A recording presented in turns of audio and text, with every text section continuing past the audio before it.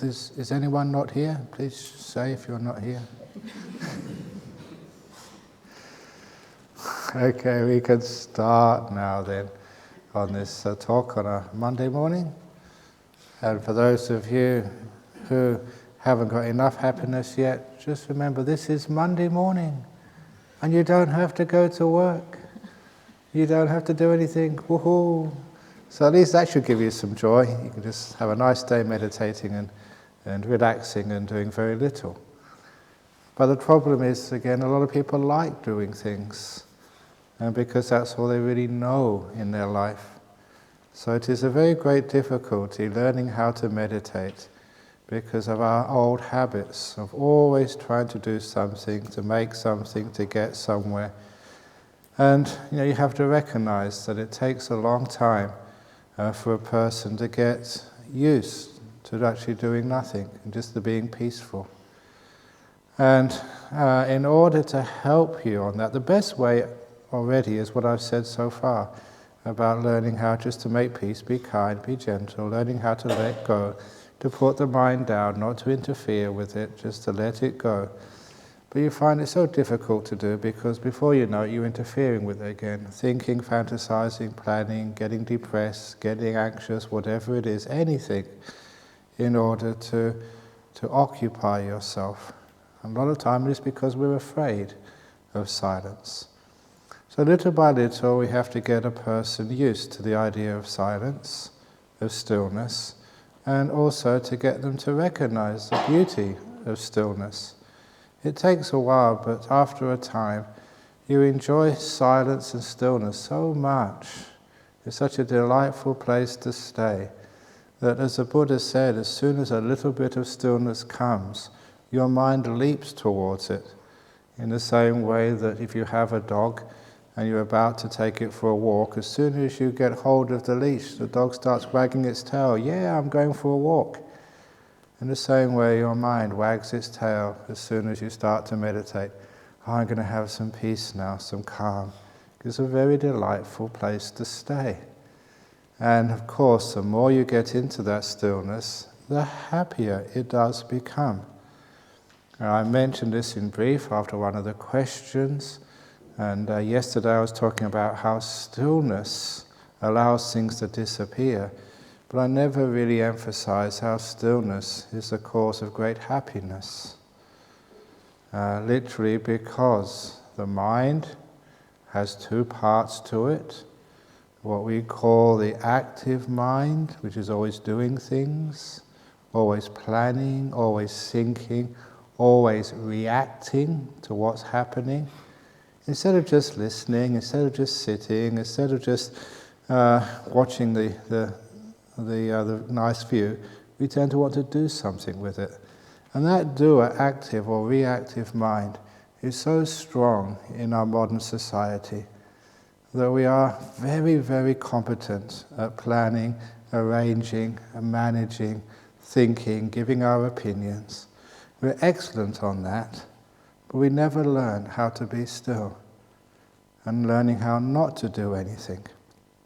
This amazing thing, we have this beautiful retreat center, and you don't have to do anything at all. But of course, we want to do things. And it's interesting just how all the duties you have, maybe when you first came here, you thought, oh, I don't want to do all those duties, I don't want to meditate. But at this time of the retreat, you'd be very happy if someone gave you some more duties, something more to do. Many of you volunteered to do some extra. Give me something to do. And the reason is because we're not so comfortable with doing nothing. But on this retreat, little by little, we're going to restrict you so you can't do very much.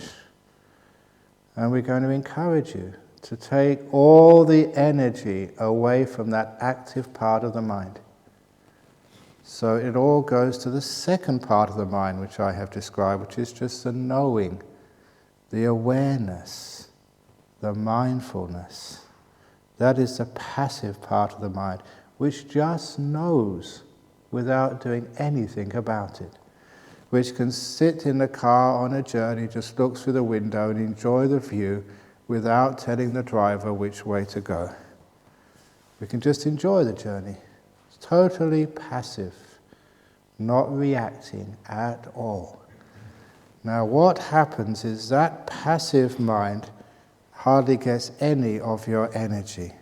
Your mental energy is all used up doing, thinking, struggling, which means the mindfulness is very, very weak. It only gets the remnants, what's left over of your mental energy. And that's one of the reasons nearly everybody in our modern world is tired. I did a teaching tour in Kuala Lumpur 2 or 3 years ago. As part of that program, I spent a day just doing a youth seminar. And I will never forget when one of the people asked the youth, which was about 15 to 25, what is their biggest emotional problem? And you may have all sorts of ideas what the answer would be, but the clear winner, the biggest emotional problem for 15 to 25-year-olds in Kuala Lumpur was tiredness. And it sort of, first of all, it shocked me, and I thought, yes, exactly, because they're working so hard. Both in their studies, in their young careers, in their social life, in just everything is just tiring them out, because they're going at such a strong pace. And if I asked everyone else here, that also is one of the biggest emotional problems, the causes for many diseases, both mental and physical, tiredness. Which means that a lot of you are very dull. Your mental energy is all being used up in doing things, and you've hardly got anything left for knowing. And on this retreat, you will find, because there's nothing much to do, and the meditation is all encouraging you just to leave things alone, let it go, you will find after a while the energy which was wasted on doing things and fighting battles is now freed to go into the passive part of the mind, which just knows, which is just aware, without reacting. And because that receives more energy, you literally do wake up. You see more, you feel more, you become more sensitive. You can appreciate the view, or the stars at night, or the sunset. You've got more energy in the mind to actually to see it. And this is where you start to see the beauty of life again. The opposite is some people get so tired, so worn out, they fight so many battles, they're exhausted, and they've hardly got any energy at all left in knowing. And that is called depression. If any of you have ever experienced depression or talked to people who have depression, nothing tastes good. It's all bland. And no colours excite you. Everything is like pastel. Life is washed out of any colour, any vibrancy, any life. Everything is dull. And one of the reasons is because you've got no mental energy left. And one of the great ways of overcoming such depression is stopping fighting it, just being still, letting it be, so that you can open up the channels of energy to go into the knowing, rather than always reacting and fighting. And little by little you just wake up. Food starts to taste delicious again. And the colours start to become rich again. Life is more oomph to it, which means it's also happier. It was a strange thing as my journey in meditation to realize, just as I become more still, everything starts to become more visible, easier to see, more tasty. Everything becomes more alive, and with that, everything becomes more beautiful, and I become more happy. Until you realize that it is from stillness you get this mental energy, which is called inner happiness. You are bright, alive, happy, energized. So after a while, you appreciate stillness as a cause for inner happiness. let alone trying to find out the meaning of life. It just feels good to be still. You get more alive, more happy, easier to smile, easier to laugh. Please notice that as this retreat goes on. Your happiness increases. And this is what happens when we're still. But of course, once you get to know this, it's so easy just to let go because you realize this is a happy way to spend a week. But unfortunately, until you've experienced that for yourself, until the mind recognizes the power of stillness, you do need a little help on the journey. So we're trying not to get you to do too much, but to give you a little bit of doing to do, just to satisfy this crazy mind of yours. And it's just like what we call a skillful means, to throw the dog a bone, to give you something to do. Otherwise, some of you go crazy. So what we have for you to do is to do a little bit of breath meditation, which I wanted to talk about this morning. Usually, many of you don't even need to do breath meditation. The breath will come to you in due course when you're still and quiet, just letting go. Soon the breath comes up by itself. But for those of you who can't manage that, you can invite the breath in when you start meditating. You sit down, you get your body nice and comfortable, and then you invite the breath in. And what you do is just, am I breathing in or am I breathing out? The breath meditation has been taught so much in Buddhism that many people get confused about all the different ways of watching the breath, or more importantly, where you should watch the breath. And it was, in my own journey of meditation, it was so confusing for me, because I started meditation by being asked to watch the breath at the tip of the nose, which was wonderful, except when you got hay fever. And for a lot of the year, I said, I can't watch the breath at the tip of the nose because my nose is all blocked, there's nothing happening there. And then later on, I was told you don't need to watch at the tip of the nose. You can use the Mahasi Sayadaw method. Watch it at your abdomen, going up, going down. I thought, great, now I can meditate all year round. But when I became a monk, both of those methods were a problem. Especially watching the breath here. And you'll have that problem on this retreat as well. Because if you put your attention here in the evening about 5 or 6 p.m., it is so close to your tummy. Your attention will move from the abdomen to your tummy, and it's empty. I'm hungry. I want something to eat. And that's what happened to me in Thailand. I started watching my abdomen, and then I started feeling hungry because the abdomen and the tummy are just too close together. So it never gave you any peace, just pangs of hunger.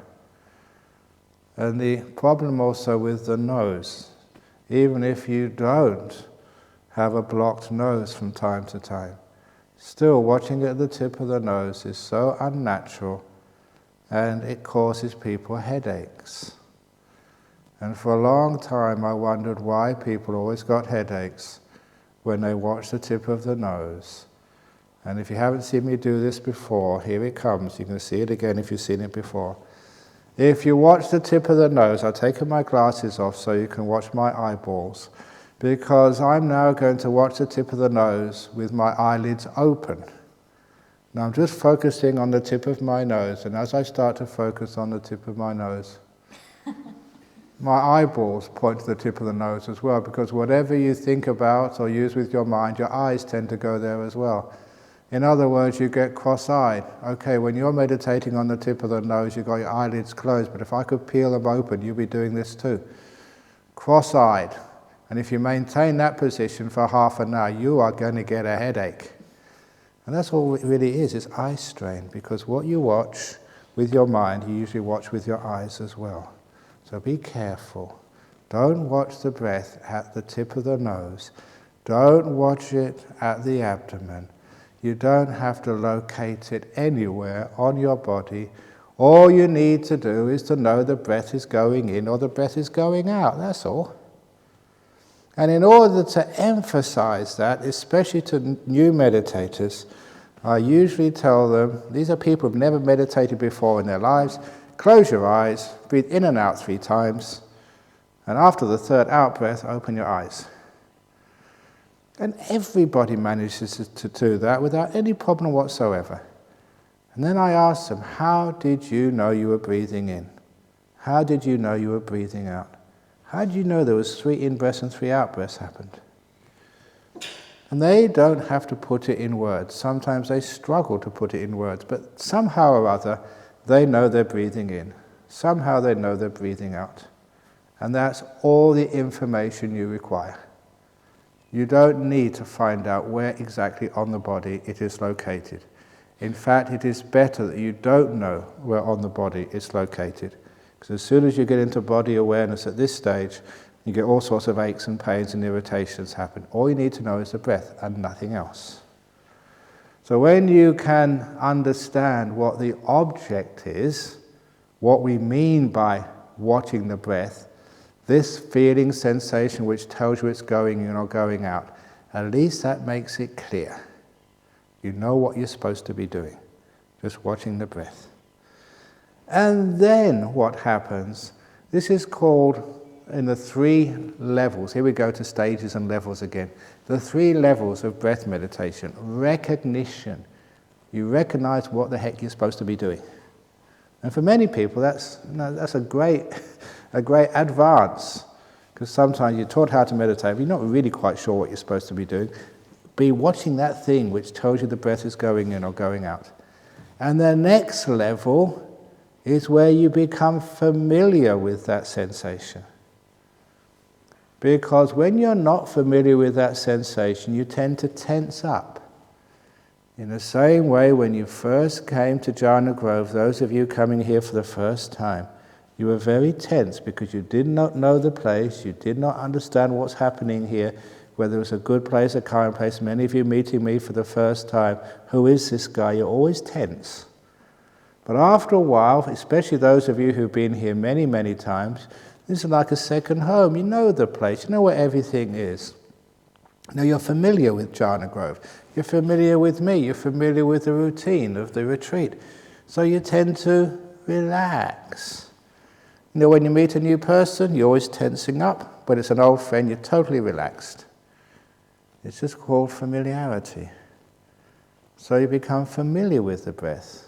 In other words, you're not tensing up against it, and you're not trying to control it. It's just my breath, that's all.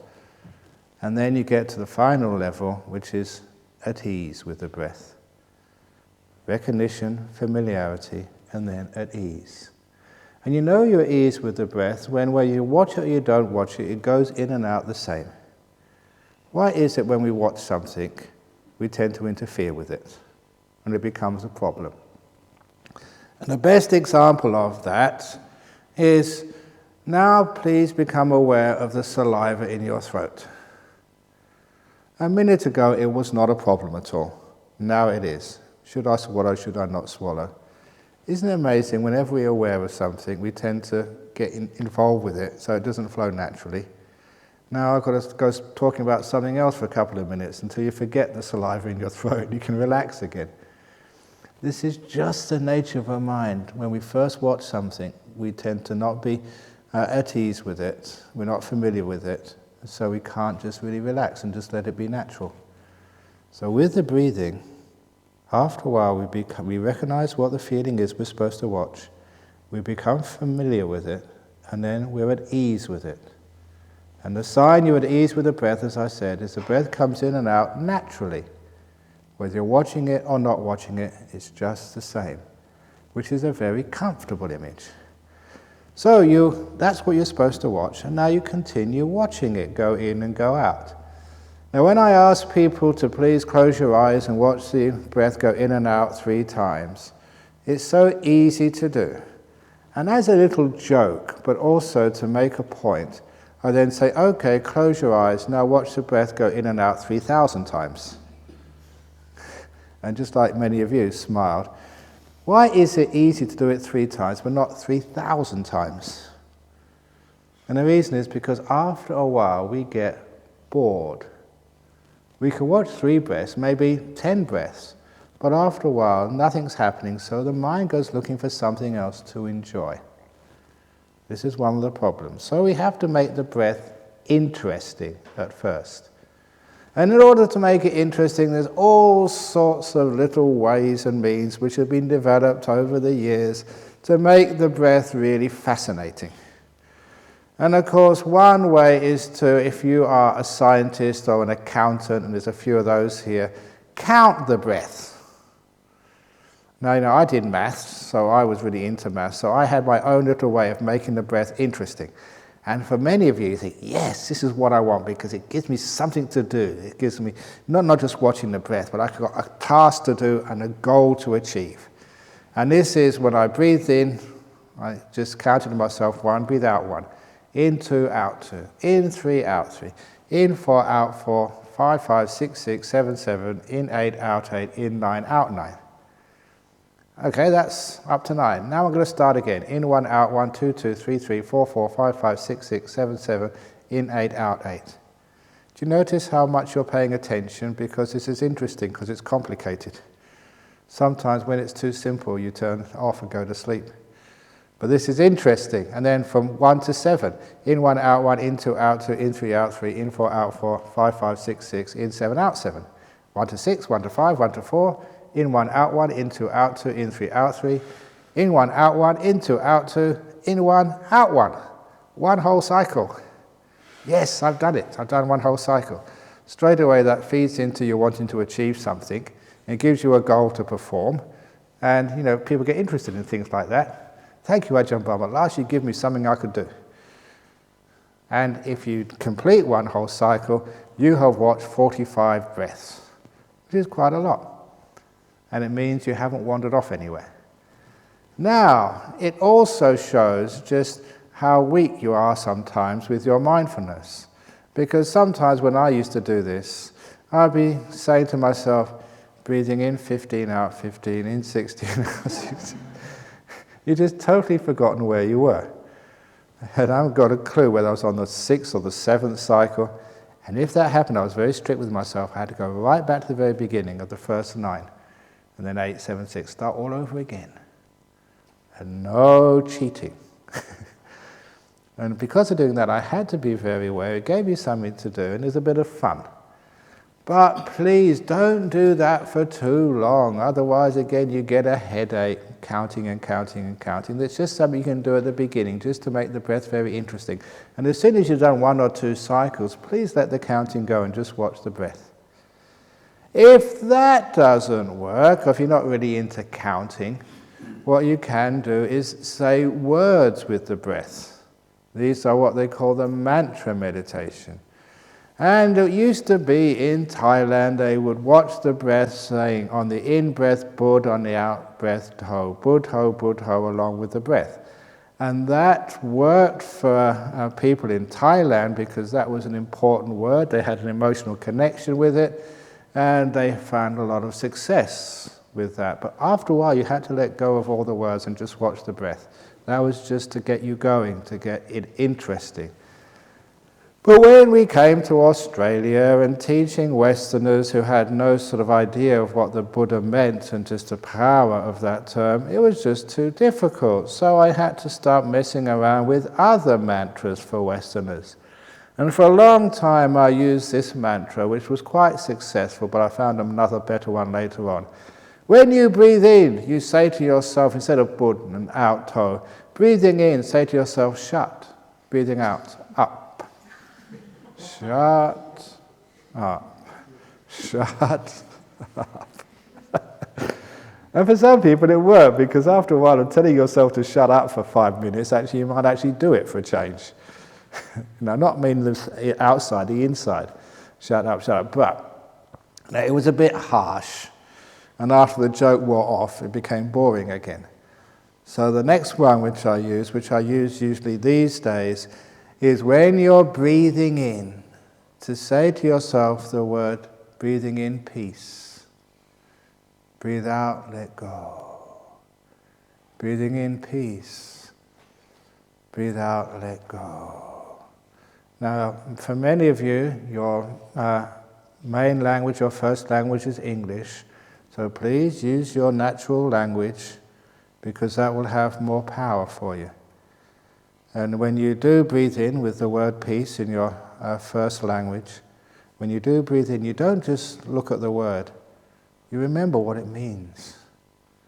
What is peace for you? And as you're breathing in, that's what you bring into your body and mind. Breathing in peace. You imagine peace, however it is for you. Now fill out the details. Feel the peace. Breathing in peace. And getting all this incredible, beautiful peace inside your body and mind. And breathe out, let go. Every one of you has got some traumas, some fears, anxieties, problems, health issues or whatever. So whatever it is you want to let go of, maybe you've got a cancer or you're recovering from indigestion or whatever, you just breathe out indigestion. Breathe in peace. Oh, that feels good. And breathe out, husband.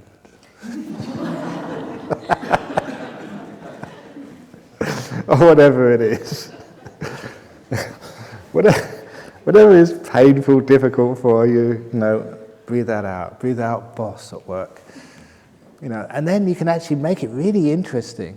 And what you're doing is all the problems, the difficulties, the heaviness of your life, you're breathing it out. And that is really good fun.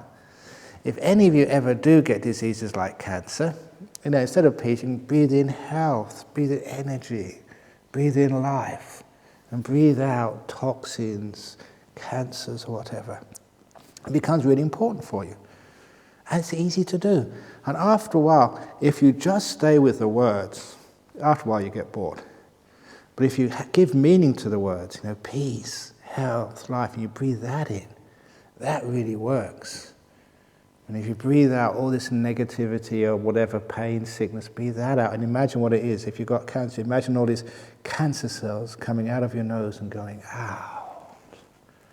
And don't worry that in this hall other people are going to breathe that in. Don't worry, it's all sanitized and before it gets into somebody else's nose. So you're breathing in beautiful stuff and breathing out some of the rotten stuff. And that makes the breath meditation, again, very interesting. It's alive, it's purposeful. And then you can really get into it. Not only is it purposeful, but also because you're breathing in peace, you start to get to feel what this peace truly is. And the peace comes into your head and into your body. You feel peaceful. And all the negativity, the obstructions, the hindrances, the defilements, you're breathing all that out. So you imagine that being free of all that. Which means that after a few minutes, if you do it properly, you feel so peaceful and so free of all these worries and concerns which you've been carrying around for such a long time. And you feel good, you feel peaceful. And then you don't need to say anything anymore. The mind is peaceful enough, energized enough, used to the breath enough, you can let go of all the words and just watch the peaceful breath. The breath going in and the breath going out. And it is a very peaceful thing to watch because it's a natural breath. Sometimes we look for similes to describe these, and the greatest simile is, I don't know if you've done this, but I used to go to the beach and just, because it was in England, you never get in the water, it was freezing, but you'd actually watch the waves. The waves come in, the waves go out. And it was so tranquilizing, just because these little waves, these ripples coming up the beach, and they come in, and then you just go out again with a swoosh of the waves coming in. And you sit there watching that for hours, just feeling so peaceful, nothing to do. There was enough to satisfy the mind, as regular and as peaceful to calm the mind. And so you can watch there so peaceful, letting go of all of your past and all of the future, and just relaxing and just being. And the nice thing about watching waves on the ocean is you can't control them. They're going to come in and go out according to their own natural pace. And after a while you realize that's the same with your breath. You can't control it. The body will decide how much air it needs and how much it needs to expel. It's a natural process. So it's something which you can just watch without getting involved. And it's very pacifying. The other reason why the breath is a very calming, and this is my take on the psychology of the breath, is that you spent the very earliest part of your life in your mother's womb, noticing just the rise and fall of her breath. As a baby, a fetus rather, you were very aware of your mum and her breathing. And of course, when you were breastfeeding, again you were on your mother's chest, up and down with the rhythm of her breath, reassuring, comforting, giving you a feeling of safety. I'm pretty sure those very earliest memories of your life make the rhythm of your breath very easy to watch. Comforting, calming. Just an old memory from the first weeks of your life. That's why it is very easy just to get into the feeling of the breath. Comfortable, safe, calming. So after a while, that's what happens. You're just watching the breath go in, go out, go in, go out. Now, if you did that breath meditation too early on this retreat, you would fall asleep. It's calming, but you haven't got enough energy in that knower yet. Which is one of the reasons, please, rest first of all, in the first couple of days of the retreat. I don't like introducing the breath meditation too early. You're not ready for it yet. You start watching the breath, you get so calm, you're asleep. So now maybe it's good enough because you should have enough rest, enough energy, so you can watch the breath without falling asleep. And it gets very calm and still. And hopefully you get to the tipping point of meditation, I keep calling it, when you're watching the breath and it becomes enjoyable. It's just so peaceful just watching this breath. And it's not just a dull piece, it's a beautiful piece, it's delightful. Until you can just think, I can just watch this for hours. And you're totally satisfied. And even you can notice delight and joy with the breath. That will come, you can't make it happen, when you're peaceful enough, the energy is not going into doing anymore. But the energy is allowed to go into the knowing. Literally, you can see more of the breath. It's just like the beautiful food or the sunset. You can see more of the sunset after a few days on this retreat. You can see more of the breath, and as you see more, it looks more beautiful. Have you seen all the flowers in the gardens of this retreat center? I'm telling you, they'll get more beautiful as the retreat goes on. And it's not as if the gardener just shines them up in the middle of the night and when you wake up, wow, they're so colorful this morning. It's you are shining your mind up. You're being able to see more. And when you get to that tipping point, you've got enough stillness for the energy of knowing to become strong, for mindfulness to become powerful. Then when you see the flowers, they're gorgeous. Then when you watch the breath, wow, they're so lovely. My stories of the beauty which comes from stillness, the very, very first meditation retreat which I did, it was in Cambridge in 1970, I think, 71. And we, all the students in this Buddhist society, we hired 3 boarding houses. Now, boarding houses is where students and other poor people would put up, and every boarding house, maybe about 7 or 8 rooms in every boarding house, would have, the manager who was also the cook.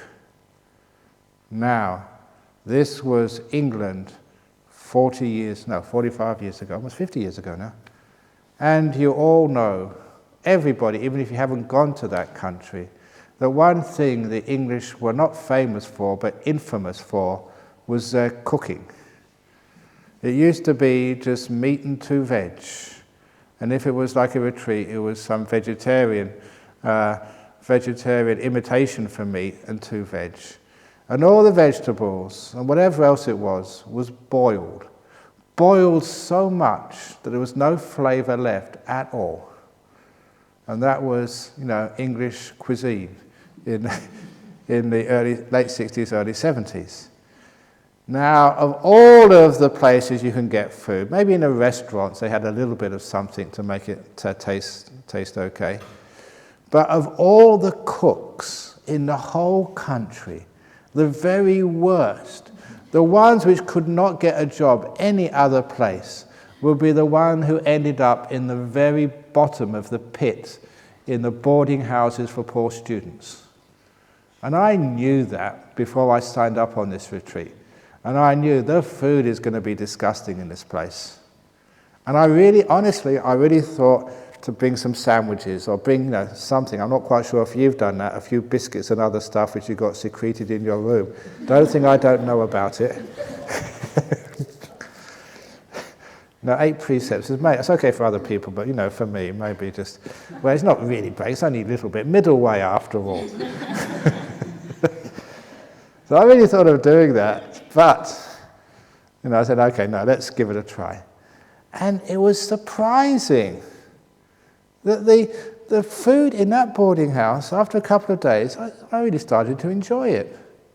I went to one of these colleges which have these professional cooks who could really cook. That was the top of the pile, who'd actually make these big dinners for dignitaries. So I really ate well in the college. And this was, just almost the same. Really tasty food. And I thought it was just my good karma. Just lucky to have got the only boarding house in the whole of the country with someone who could cook. But that wasn't the reason at all. Well, the only reason was my mindfulness was getting so strong.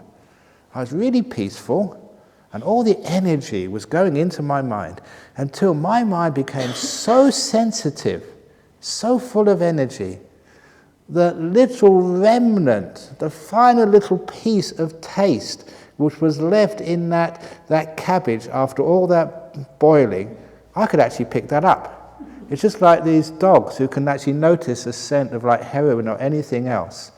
There's one of the people, you know her very well, for those people who come to Nolamara, really good person, a former vice president. She was coming back from Kuala Lumpur. She got stopped by the dog. And the dog actually smelled cocaine on her. And she asked her, have you been to a nightclub? He said, look, I'm over 60. I don't go to nightclubs anymore. And of course, the customs officer realized, no, you must have actually just brushed past somebody who was carrying some cocaine. And the dog is so sensitive, even if you have never touched the stuff yourself, just brushing past someone in the streets of KL who's got some cocaine, that will actually transfer onto your clothes and the dog will pick it up. It's that sensitive. It's an amazing experience how sensitive dogs are. And that's how sensitive I was. Even just that food which she'd cooked one day actually had some taste and I could still pick it up. And it was delicious. And that really taught me about what happens when the mind becomes very sensitive. This is good food over here, so however much it tasted in the morning, in the first day of this retreat, it gets more delicious. The more mindful you become, the more still you become. And everything else becomes very beautiful. The other experience from that retreat was my clump of bamboo, which I mentioned in one of my books. We were allowed to go on a walk. I went to the local botanical gardens, which were close by, and I really thought I was going to go for some exercise. But the very first day, my meditation was peaceful enough. At the entrance to the Cambridge Botanical Gardens was a clump of bamboo. And it was the most beautiful thing I've ever seen. And I was just transfixed, and I stood there for a while. And I was smart enough to realize if I carry on standing still like this, you don't do that in UK, to stand still, staring at a clump of bamboo. Soon someone's going to call the police and they're going to take me away, because it's not done. I was smart enough to find a bench and sit down. You're allowed to stare from sitting on a bench, but not standing up. So I sat on this bench and stared at that clump of bamboo for about 50 minutes until I had to go back to the house for the continued meditation. And I went back again the next day and the next day and the next day. And for 8 days, I never finished seeing that beautiful clump of bamboo. It was just so sensuous and gorgeous. Imagine seeing a clump of bamboo and just watching it without moving for 8 days. Couldn't believe how beautiful it was. And after the retreat was finished, back to studies, busy social life and everything else. I remember having this free afternoon. I'm going to go and visit my beautiful clump of bamboo. Got on my bicycle, weaving through the Cambridge traffic, and got to Botanical Gardens full of expectations. And what I saw there at the entrance was this just really weedy, dry, desiccated, ugly piece of bamboo, because bamboo doesn't grow in that climate. And any beauty had totally vanished. And that shocked me. Where's that beauty gone? Where's that delight? It was just something which you really should have cut down and thrown away. It was a plant in the wrong place. And I realized it was just because my mind had now got tired. It closed up. I didn't have the ability to see delight anymore because I was tired again. Experiences like that showed me just some of the benefits of meditation. Opens up beauty and happiness where you never expected it. And I can't resist this story, which you know what's coming now. This is a golden oldie, which is why you're laughing before I even start the story. But it's absolutely true, and I tell it on every retreat because it fits in. Here in Jhana Grove, one of the first retreats we did here, it's been here about 4 or 5 years now. And again, I get into good meditation when I'm teaching you guys. And I was meditating, getting really beautiful, still meditation, seeing happiness everywhere. Oh, it's just so nice. And like everybody else, I had to go to the toilet. You know what's coming, don't you? My golden oldie. I had to go to the toilet. So I went to the toilet, just in the opposite the laundry, one of the cubicles there. I sat down, I did what they call a number 2. And I just happened, as many people do, just before you flush the toilet, you have a look to see what you've done. And wow, I just could not believe what was in that bowl. Never in my life before had I seen such a beautiful lump of shit. Now, you may not appreciate it. You think it's just one. It's not just one colour brown. Look at it. There's all these different shades of brown. And as a colour, it's just really rich. These bricks over here, they're washed out, they're dark, they're pastel. But this is a rich colour brown. And just the way it's all put together, just these little balls all stuck together, as if it was some sculpture by some great Rodin or even Michelangelo would be proud to put it together that way. And then I hadn't even got on to the aroma, the perfume, which was, it's really full, full and just fills all your brain up. And it was, I must have mentioned also, because there's always a little bit of mucus or something on the outside, it carries the water and it actually sparkles like a jewel. There I was in a toilet cubicle going, wow, that's incredible, that's so amazing. You've heard it before, but it's great to hear again, isn't it? And it was, honestly, 100% straight up, if I hadn't been a monk, I would not have been able to let it go.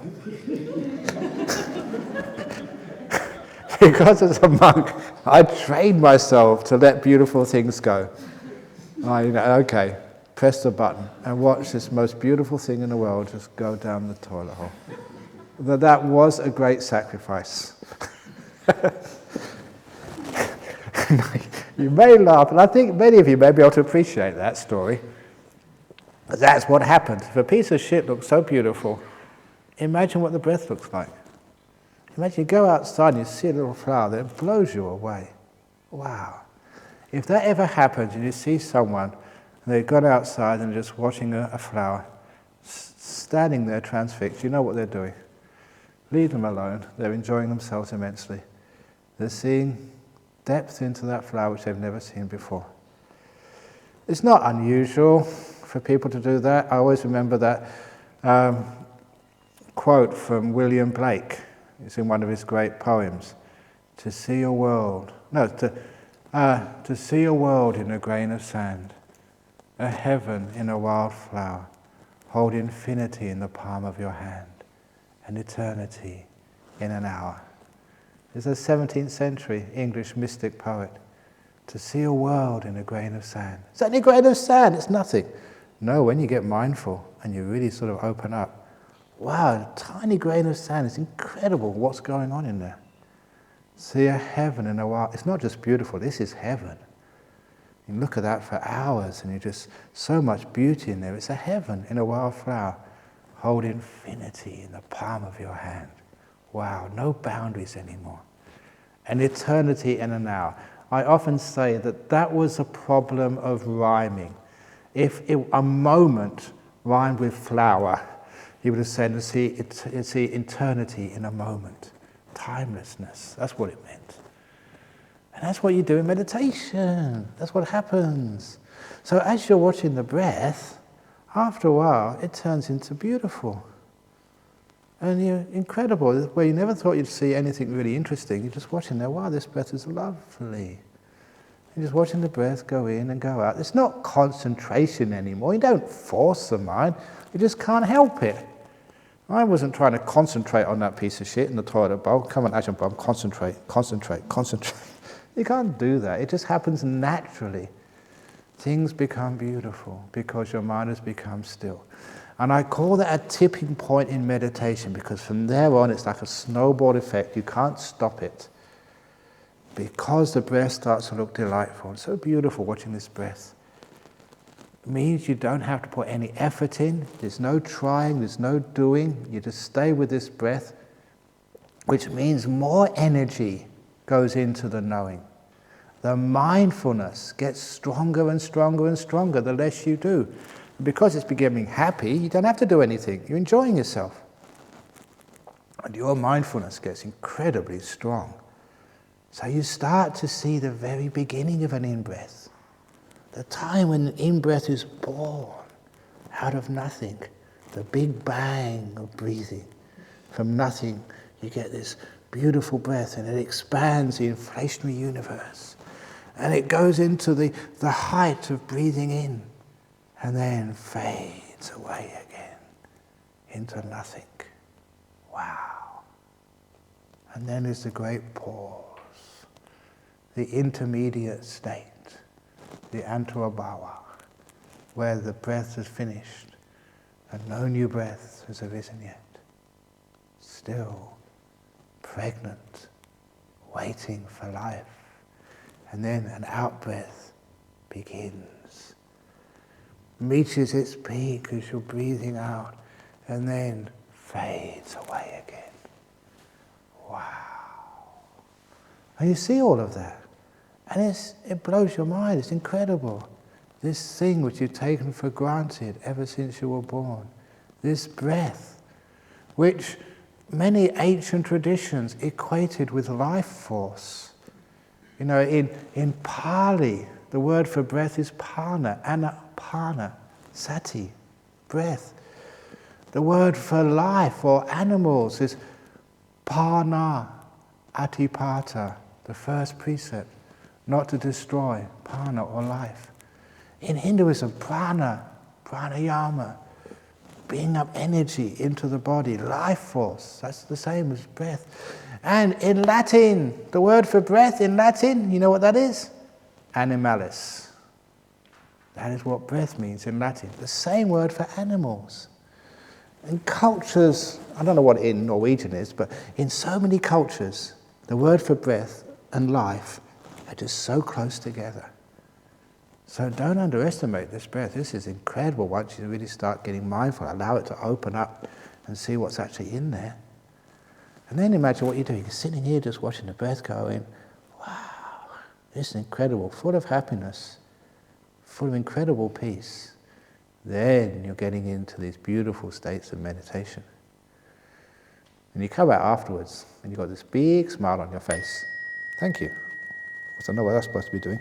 You've got this big smile on your face, and also, you know, that people think you've been on some sort of drugs. One of the ladies who came here a couple of years ago, when she went back to Sydney, her boss asked her, said, what did they give you in this Jhana Grove Centre? Whatever it was, can you please bring me back some next time? Because the happiness was palpable. So here you go into this beautiful breath, you're having a good time. When it gets to insight, becoming enlightened and all that sort of stuff, we'll explain that, how that works later on, but the joy and happiness in meditation is crucial. Please enjoy this meditation. Don't think there must be something wrong, I'm enjoying this, because in most religions you're supposed to suffer, in order to get anywhere. Someone said the Puritan part of Christianity, they said the definition of Puritanism is, this is some great philosopher a long time ago, the definition of the Puritan strand of Christianity is the fear that somewhere, someone is being happy. It was just so afraid of happiness. And this is a bit of a problem here. I just noticed the present Pope was telling all his priests, look, bring joy back into religion for goodness sake. Otherwise people will just leave. And certainly in meditation, please, when that happiness comes, let it come, celebrate it. It is supposed to happen in Buddhism. This is not a new teaching, it's an old teaching. Look at the text and say, after a while you start to develop this piti sukha, this bliss and happiness. The Buddha says specifically, meditators, do not be afraid of that happiness. Welcome it, develop it, make much of it. And even I love telling the story. There's two other stories. There's one story, the king, Pasenadi, one of the Buddha's chief disciples. He went to see the Buddha in the Jetavana monastery, the Jeta Grove. And after respecting the Buddha asked him, why, king, do you like coming to this monastery so much? And the king answered, because when I come to this monastery, the monks are always happy and smiling. That's why I like coming. Would you like to go to a monastery where all the nuns are miserable? They're not, so that's why people go there. Of course you don't want to go to miserable places. And the Buddha replied, yes, great king, that is what you can expect when people are meditating properly and getting insights. They should get happier and happier. And that's a very telling statement from the Buddha. This is what happens, it's natural. When people are meditating, you will get happier and happier and happier if you're meditating properly.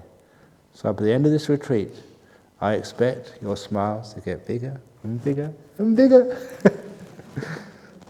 That will tell me much more about your meditation than anything else. All those interviews where you tell me what you're experiencing, what you're doing, all those words, they count for very little with me. But your smile will tell me much more about what's really going on. You can't resist it, it's happy. And then when that occurs, you're having a wonderful time. You don't have to worry about getting up early in the morning. You can't wait to get up. Yes, more bliss. And then you meditate here, and you're sitting here with a big smile on your face, and thank you. And shut up.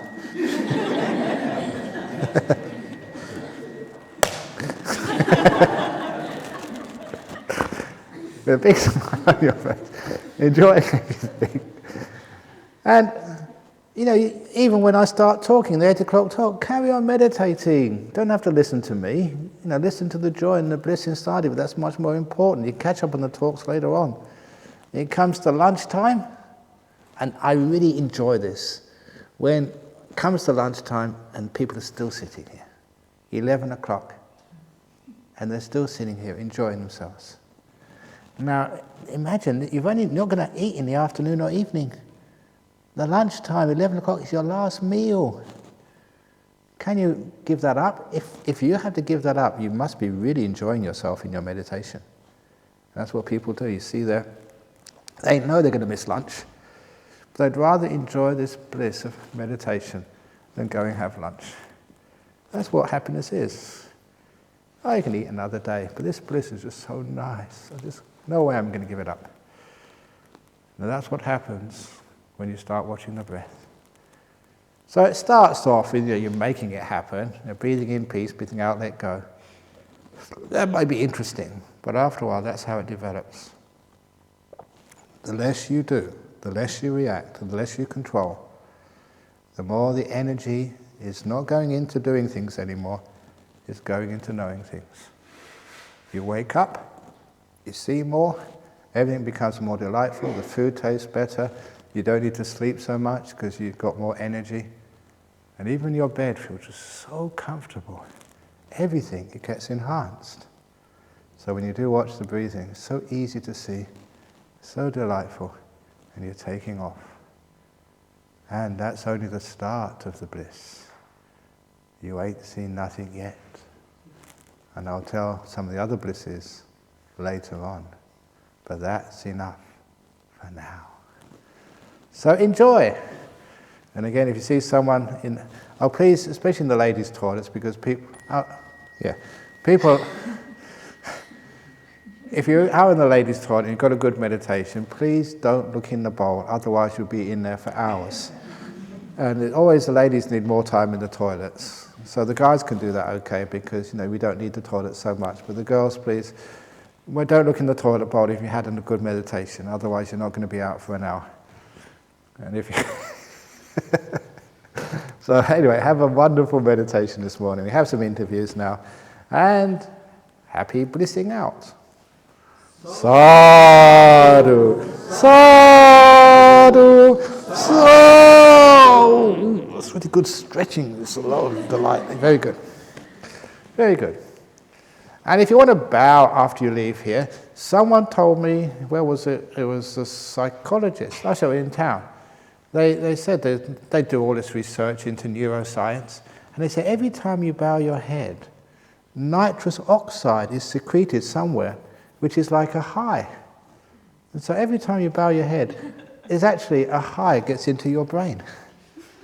So if you're feeling very depressed, bow, bow, bow, bow, bow, bow, bow, bow, bow, bow, until you get enough of a hit of nitrous oxide, you feel happy.